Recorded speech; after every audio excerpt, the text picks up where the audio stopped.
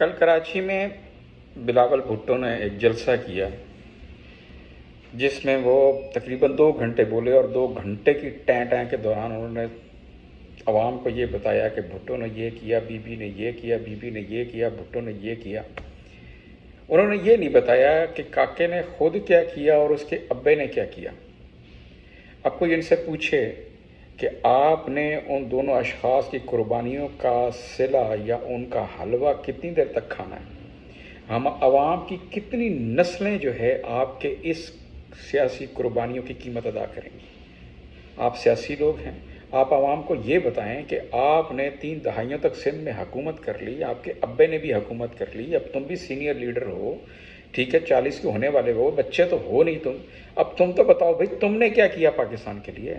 تمہاری اپنی کیا خدمات ہیں؟ تم کیا کرنے جا رہے ہو ہمارے لیے؟ کب تک تم اس عوام کو بھٹو کے نام کے اور نام کے اوپر اور بی بی کے نام کے اوپر ہمیں بے وقوف بناتے رہو گے؟ بھائی اس عوام کو بے وقوف مت سمجھو، اس کو جانور مت سمجھو، کوئی کام کرو اور پھر ہمیں بتاؤ کہ تم نے پاکستان کی یہ خدمت کی اور آپ کے ابا جان نے یہ خدمت کی۔